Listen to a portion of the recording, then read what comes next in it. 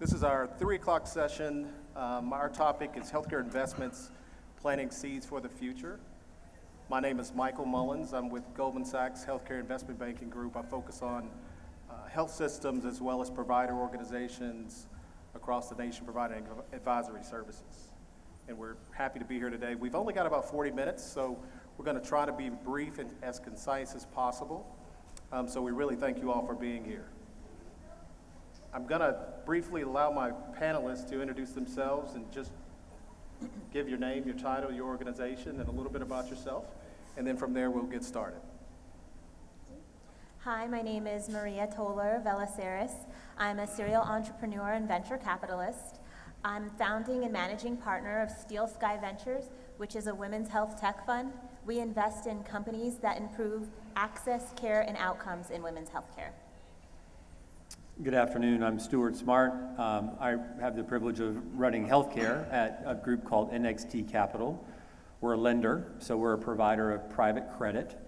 And what we typically do is we support private equity investors who are taking an ownership stake in healthcare companies, and we provide the debt portion of those transactions. And we say it's the lower end of the middle market, which for us is around 25 in revenue to about 250 in revenue. So these are companies that are established, that have cash flows, and we're lending off of those cash flows, not assets. And so we're making an enterprise value type bet at the viability of the company. Company's based in Chicago, but I live about 10 minutes down the road here in Atlanta and focus on investments all across the country. And good afternoon. My name is Jarrett Millsaps. I'm Managing Director and Senior Vice President for a firm called Solus BioVentures in Chattanooga, Tennessee. We are a venture capital firm that specializes in life sciences, med tech, and pharma. Prior to joining Solus, I was a 20-year hospital operator. So I come from the operations side, spent a decade as a CEO, and then have joined venture capital in the last couple of years. So certainly an exciting time to be in this arena with a lot of moving parts and pieces. Glad to be here today. Great. Again, thank you all for being here. And if you've been here during the day, there's been a lot of interesting topics discussed. And as we begin to talk about healthcare investments and some seeds for the future, there's just to kind of put it in context. We just ended a session talking about equity in healthcare from a diversity perspective. There were other sessions talking about issues from a labor perspective, struggles for health systems and provider groups, and there's so many competing challenges within healthcare, and for me, from my perspective, healthcare services in particular. And as the backdrop, when I think about investment in healthcare, it's really, the key words I think about are innovation, financing, and creating capabilities to solve some of the struggles that provider groups are having. But it's a complicated question. It's a complicated topic. There's many different challenges, and so every board, every independent organization, every physician-led organization, they're dealing with a multitude of challenges. And so how do we prioritize? How do we figure out where do we focus our time, our attention, and our capital, and as well as our human capital to solve a lot of these needs? So with that additional complexity, the area where we have had a lot of focus here recently with the question of how do we focus, where do we tell our clients to focus on from an innovation perspective? Where do we see the greatest opportunity, the greatest tailwind for them to capitalize on some changes in the market? And so the healthcare services industry in the U.S. is about $4 trillion of spend. There's over 100,000 physician groups. There's about, if you look at healthcare systems or hospitals, there's around 6,000 hospitals. And so when we start to talk about the changes in healthcare services, we really think about it from a context of value-based care. And so we call this topic, it's been around for a long time. Value-based care is nothing new. But as you transition from fee-for-service to value-based care, and if you're a health system or even a provider group that historically has been focused on fee-for-service, there's some inherent conflicts in how you do that. And so I hear a lot of conversations about investing in the tools, investing in the people to help you lower the total cost of care, to improve the patient experience, to do a lot of very valuable things But the challenge is the physician groups and even the health systems don't have the business model that allows them to deal with that inherent conflict. And so from an innovation perspective, we are assisting many different physician-led organizations, sponsor-backed, independent, affiliated with health systems, invest in building these capabilities, partner to build these capabilities, because the payment delivery model is completely being turned upside down. And this is for primary care, this is for specialists, this is for every single market to varying degrees. Some are in infancy, some markets have not yet experienced a huge transition from a value-based care or taking risk perspective. So as opposed to a primary care physician, as opposed to them being paid to see a patient, they're going to invest in capabilities that are going to incentivize them to see less patients. And so without the business model to allow them to do that, it would make no sense for them to do that. So investing in value-based care capabilities so that they can go to the payer themselves, take risk, get paid a per member per month price for that patient if they see that patient or not, lower the total cost of care, improve the patient experience, wraparound tools and capabilities around that patient to really drive material change as well as sharing the economics of doing that. So with that, I will pass it to my panelists, and just the question is, from your lens, because we have a diverse panel here, from your lens, Maria, what do you prioritize from your perspective as you advise your clients and your partners around innovation?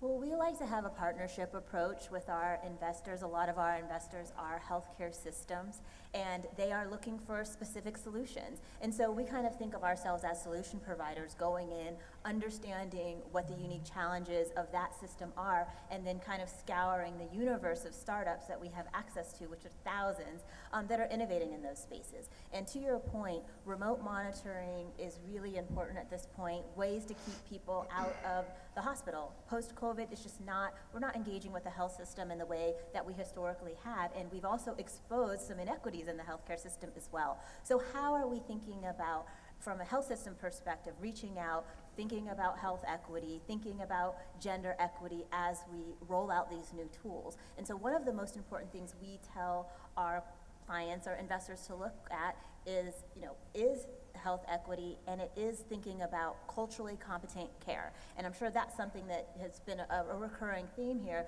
is culturally competent care. One platform can offer a certain type of service, but another platform may offer it in a lens that speaks better to women, or a lens that speaks better to the LGBTQ community, or to a lens that speaks better to different ethnic groups. And so I think that all needs to be full circle when we're thinking about the types of solutions that we're integrating. Thank you. Stuart? Well, this will be fun because I'm surrounded on both sides by investors who are looking for innovation and looking for ways to transform things.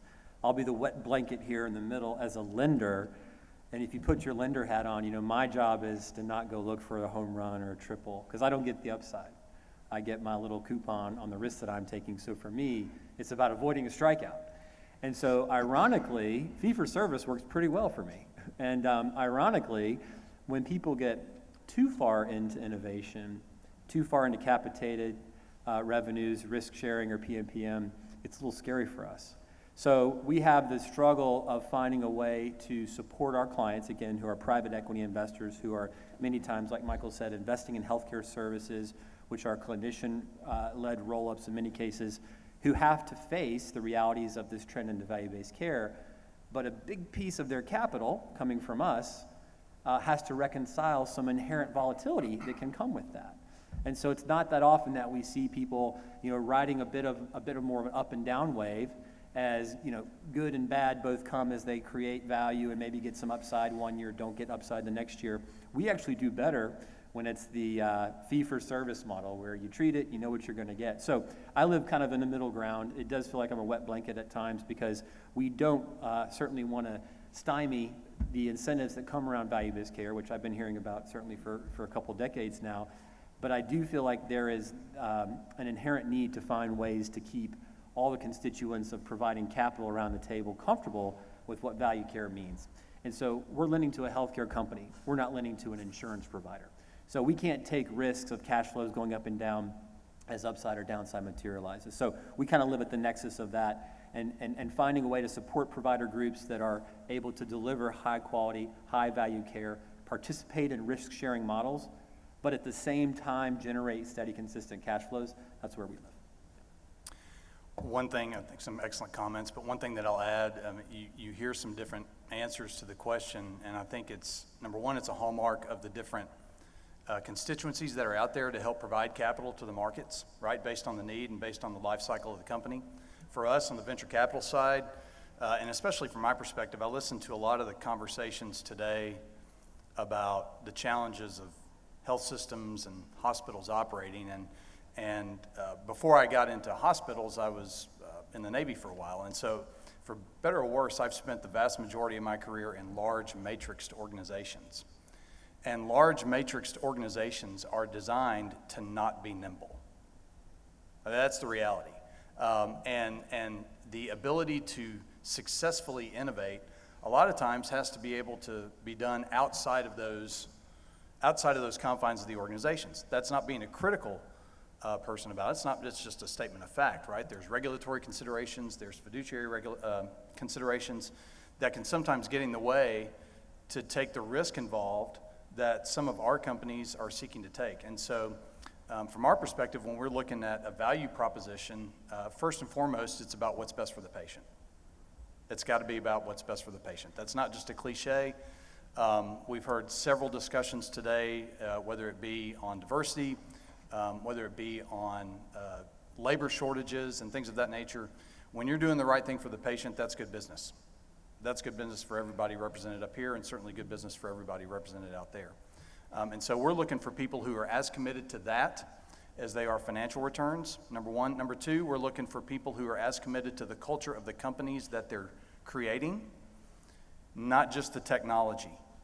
All of us probably sitting up here, and I'm certain many of you have listened to pitches from people who had great ideas and horrible cultures, and you could tell it. And from my perspective, if you don't have a culture to back up the idea that you're trying to pitch, it's not going to be successful. It doesn't matter how awesome it is, how inventive it is.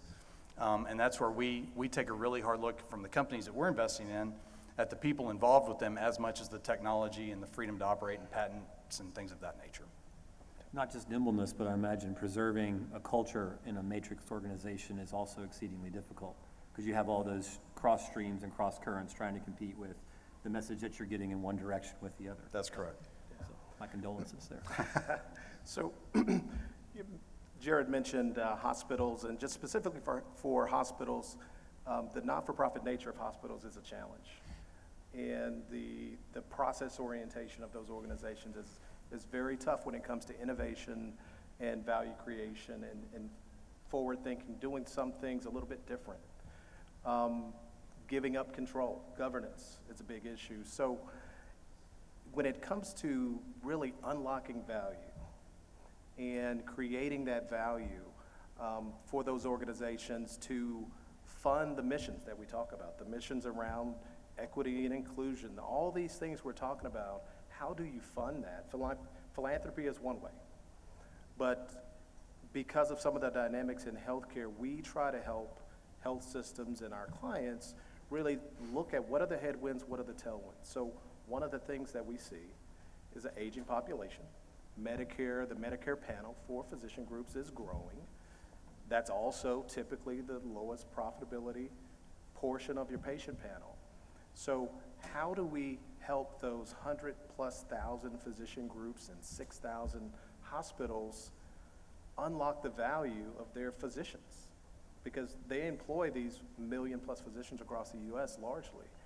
And so to me, does it come down to, and this is for the panel here, the question, when it comes to value creation, does it come down to culture? Does it come down to these organizations building the commercial capabilities to proactively source deals and partnerships? What do you see as the key components or impediments to value creation in healthcare from where you sit? And I'll start with Jared.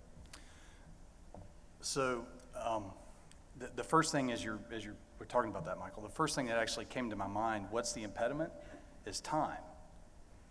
Time. There was a study that came out in July with the Journal of Internal Medicine, I believe, that did a study based on a patient panel of 2,500 patients, and they determined that the average primary care doctor would need 26.7 hours in a day to take care of every patient's need if they met all of the requirements on primary care and all of the requirements on continuing care for progressive disease states, 26.7 hours.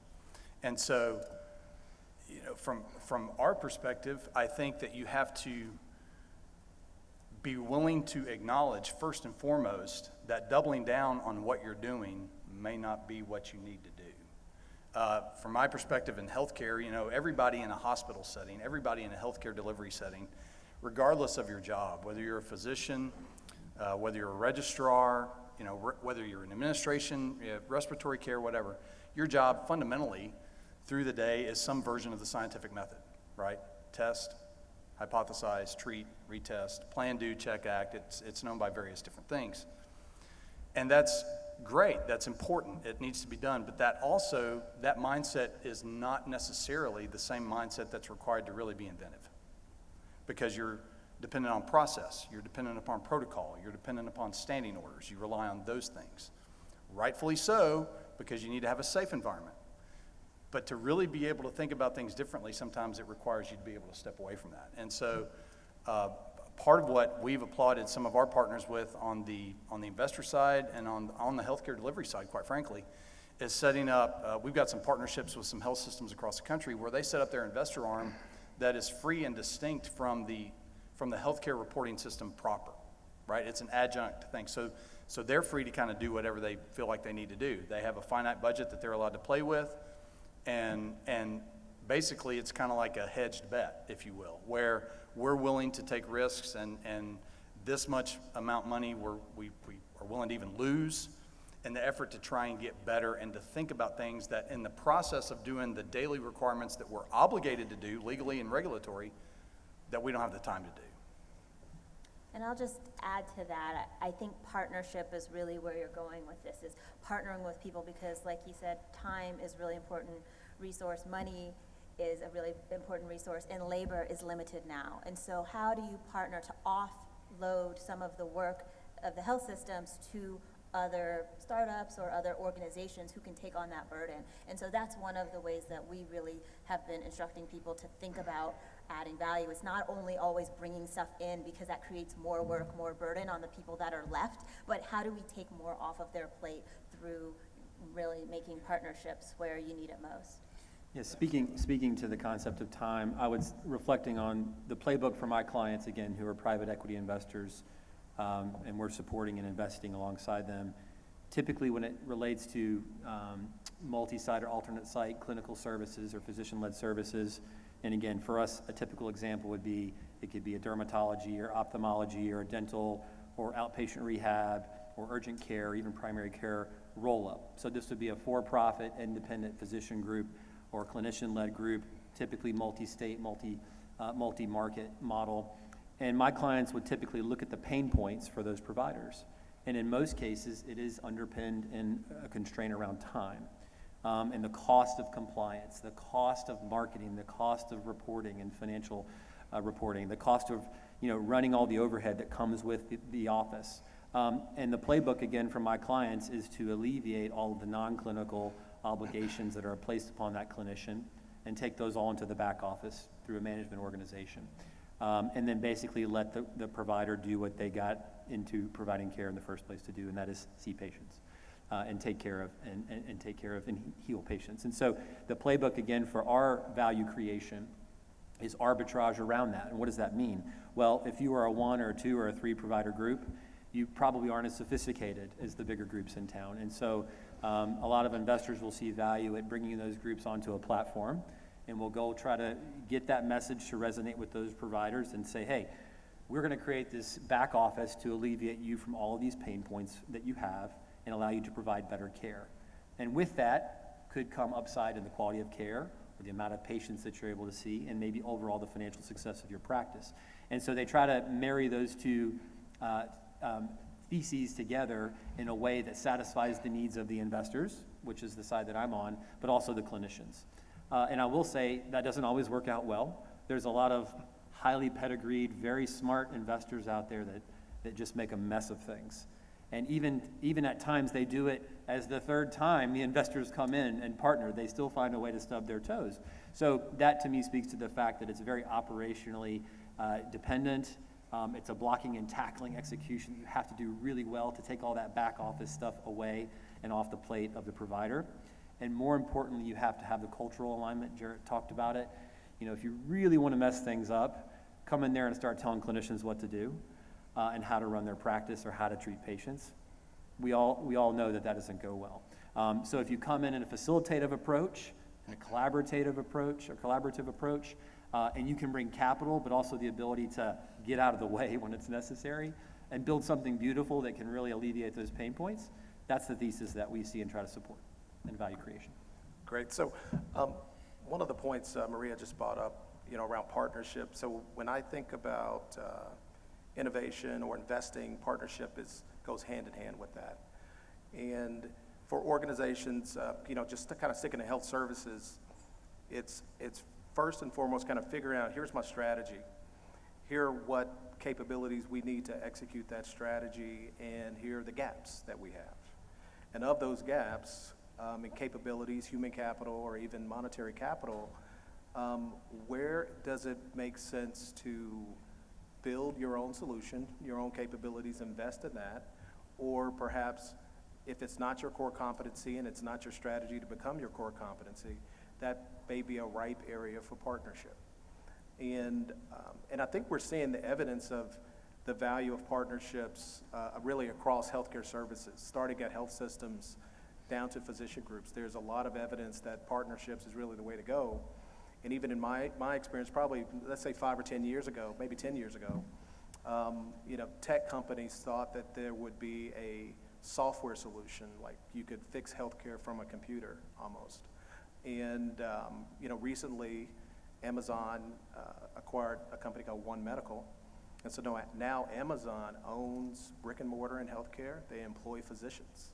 And so it's kind of a really perspective shift. If anyone ever thought that you could fix healthcare with a software solution, that's not the case. And so that perspective has really been reinforced with some of the recent changes. And so it just comes to the point of when we talk about what I mentioned, partnerships, and understanding that healthcare is absolutely local, who's really going to be the agents of change. And when I talk about investment and innovation and partnerships, it's ultimately trying to put the physicians in a position to really drive the change, but sharing the economics. And as they drive that change, how do they do that? We have to arm them with the capabilities, the tool, the technology, the people, and the capital to go out and drive that change. And so it's no easy feat, but as we talk about all the other competing priorities in healthcare around, just physician burnout, how difficult it is to attract advanced care practitioners. There's so many competing challenges, but fundamentally we have to give them the tools, but they have to be able to fund this, and they have to be able to compete in the future. And so my last question for the panel here, and I'll start with Maria, when it comes to technology and thinking from a tech perspective, in your experience, how do technology companies view partnerships with provider organizations? As very difficult and very challenging, and one of the hardest things they'll ever have to do, especially if they want to do it successfully. It's been very daunting for earlier stage startups to work with health organizations. Like we said, there's a lot of bureaucracy involved, there's a lot of competing priorities, and so the only way for these partnerships to be successful is through advocacy and having a champion within the organization. So I implore you, if you are looking to partner with a startup or bring in a new technology solution, it's really important to have buy-in. Forget the tech, forget the integration. It's really important to have somebody who's going to navigate through the organization with the company on their back, bulldoze through all of those barriers to get them to a successful integration, to get the buy-in from the team and the doctors. Because if you don't have that, it does not matter how great the tech is, it won't be able to be a successful project. So, tech in the hospital and healthcare delivery space certainly could be its own 3-day conference. The first thing that comes to my mind is, I'll try to keep it simple for my answer. Healthcare delivery organizations for years have had access to data, right? Tons of data. But the vast majority of that data has been retrospective.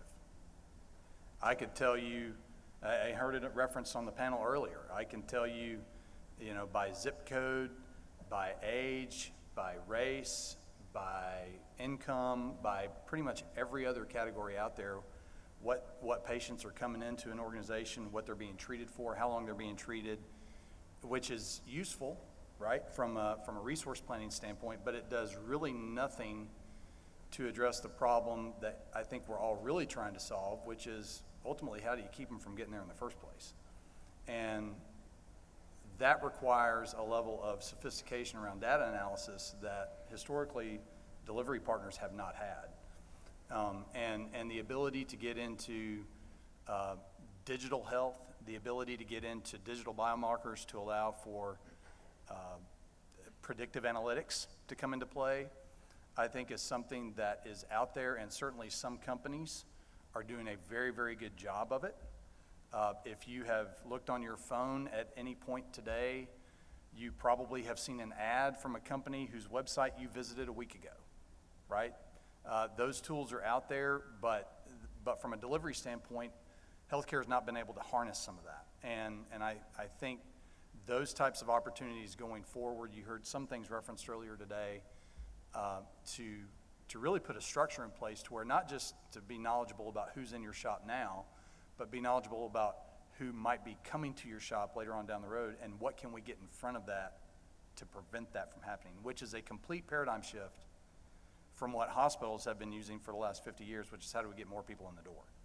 If anything, COVID, I think, among other things, taught us two things, and I'll be quiet. Number one, the power of data. Number two, that the power of data will not and will never replace the power of personal relationships. That data is useful, but it's the personal relationship that makes it count. I'll add to that on Michael's reference about partnerships and alignment. And yes, oftentimes we see companies that talk about, how many terabytes of data they have or the data lake. And I'm always confused, well, what do you do with that data? If it's not actionable and you can't, if you could sell it, that's great, but how do you operationalize that in a way that people can feel it day to day? And so, again, in our world where we're often taking on the great ideas that these folks bring to market, and supporting the ultimate buyer downstream of that, a lot of times, again, if there's a clinician involved or if there's a seller involved that's either a hospital system or clinicians or minority investors going forward, a lot of times, again, they need to create an economic alignment.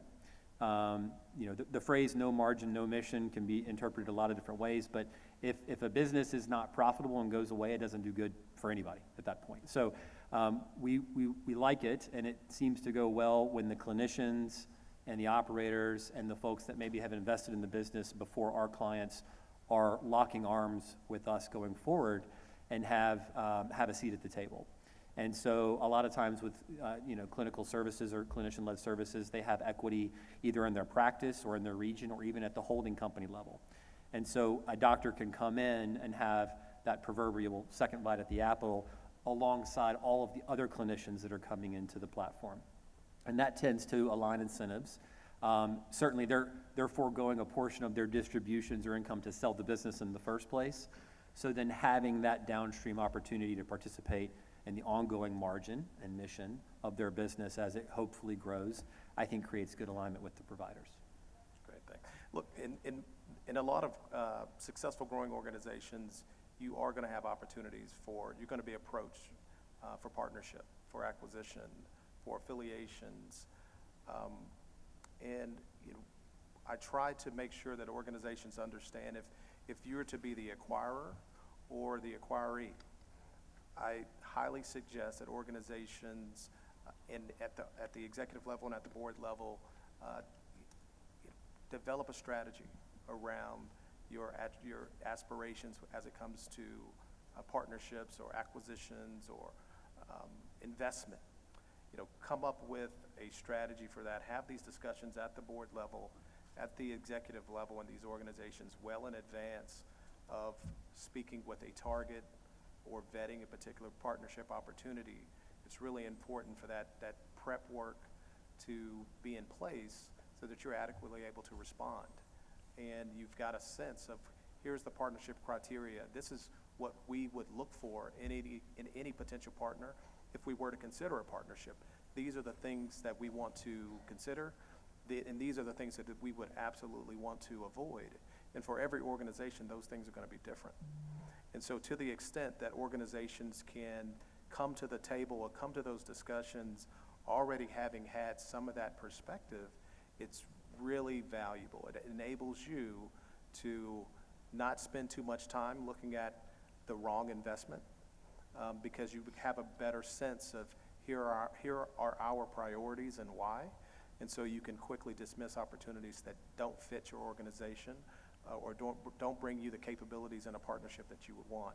And so for my panelists here, from your perspectives, and you all come from different angles of healthcare, what are your key tips that you would give anyone considering seeking partnerships, being an acquirer, being a target?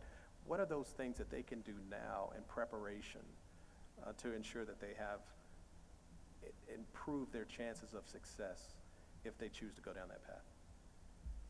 Like you said, obtain buy-in is the number one thing you can do before you engage. It made me think of a story when you talk about knowing your target, kind of staying on mission, defining it and kind of staying on mission. I was looking at a chiropractic roll-up, of which there have not been many. And I asked the CEO, founder, I said, well, how big is your market? Kind of what are you going after here? Because chiropractic roll-ups haven't really been much of a thing. And he sat for a minute and said, my target market is anyone with a spine. So 7 billion people. And I kept waiting for him to kind of crack a laugh. And he thought, no, anybody who has a back, I'm really looking to serve. So that didn't, we didn't do that deal.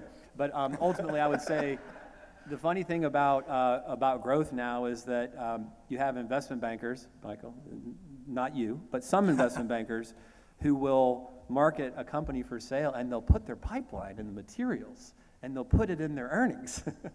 And they'll say, we've got this great pipeline, and we want you to pay us for it. Is there something wrong with that? No, there is nothing wrong with putting it on the page. Just know that when the wet blanket here reads that page, I might take something off the page. So I think when we see people try to boil the ocean and become all things to all people, and come off strategy, we scratch our heads a bit at that. I think buying things and acquiring things is, like I said earlier, that's kind of part and parcel to the playbook of a lot of the deals that we do, because organic growth, when you think about one person and one other person in a one-to-one relationship seeking care, there's inherent limitations to that in terms of the scalability of that. So absent a tech play or some other scalability, the reality is you've got to put more providers or more dots on the map and go into new markets. And what we don't like to see is people who assume that you can just throw it all against the wall and put it in one basket and everything's fine. So knowing your strategy, staying on strategy, finding the cultural alignment, getting buy-in ahead of time. When we see it go poorly, it's typically because that part was broken. You didn't have buy-in culturally. You thought that the deal sounded good on paper. People were excited about the numbers. And then they realized when you're in the trenches day to day doing the thing, it's not the same. And so I would say knowing your mission and kind of never underestimating what's required after the transaction to integrate well and to bring things together well going forward. It's very easy to build a pipeline. It's very easy to talk big in terms of what that pipeline might deliver. It's very hard to buy well, to find the cultural fit, and then more importantly, live together. I think it was Will Rogers that has the quote. I may be wrong, but I believe it's attributed to him. That he said, experience, or good judgment comes from experience.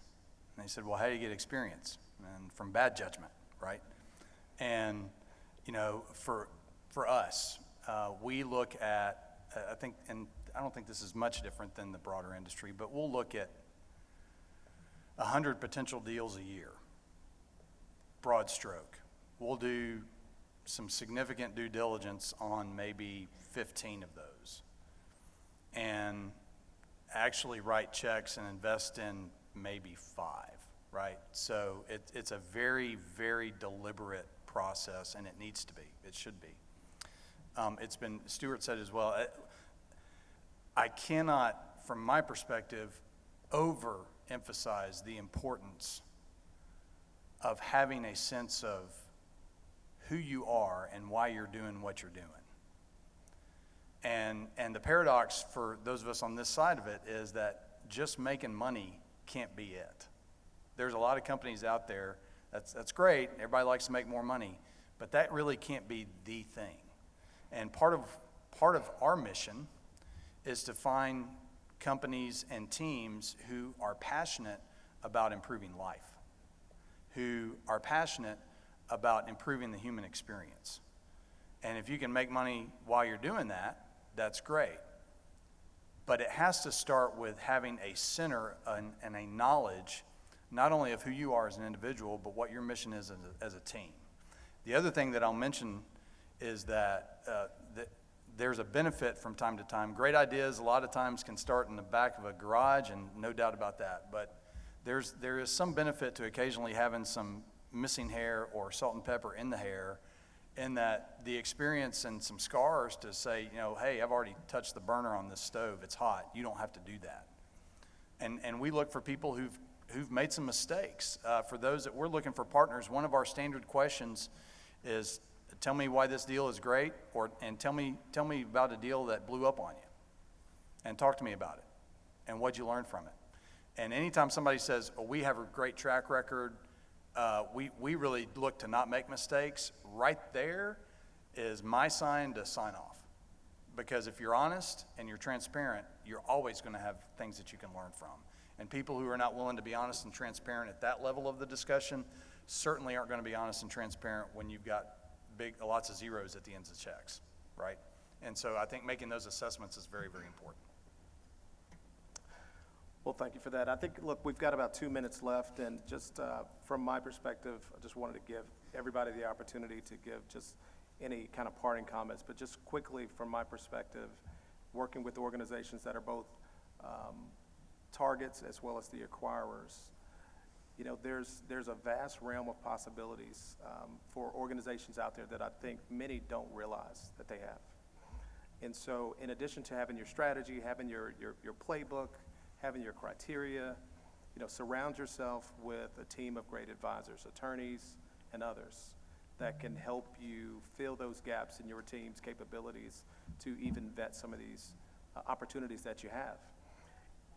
Take the call. If you get an opportunity with some of these, more often than not, take the call. We get there's too many situations where organizations are hesitant to even have conversations.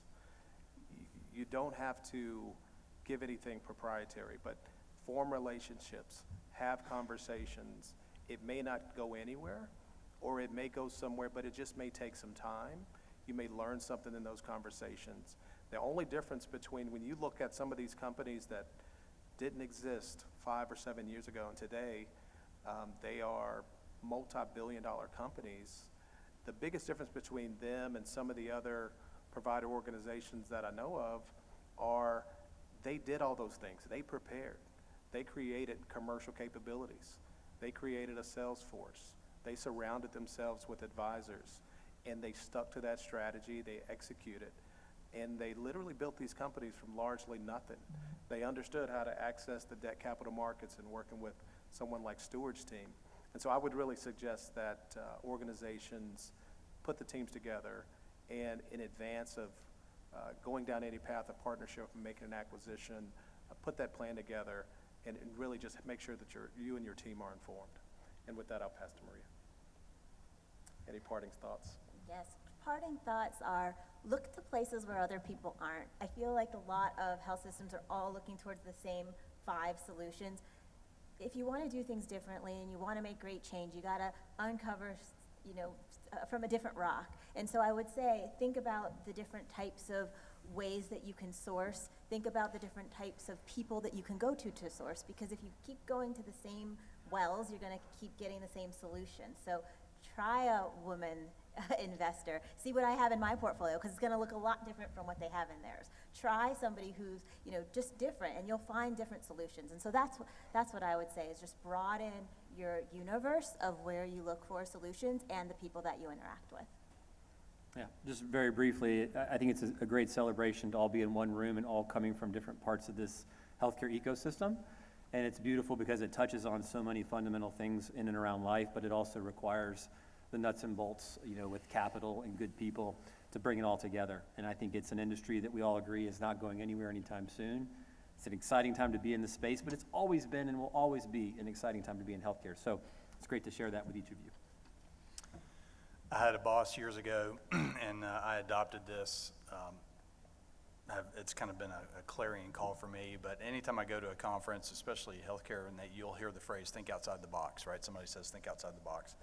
And my own personal view of that is I hate that phrase, right? I don't want to think outside the box. I want to get rid of the box. I want to see what's underneath the box. I want to see what's growing in the corner of the box that I can't see because the box is there. And I would tell you that if you think that way, and if you are a person who enjoys thinking that way, you can expect to get some pushback, because the structure of the organizations that we are all here to serve doesn't think that way. And I think it involves some willingness to take some calculated risk. It involves some willingness to take some personal risk.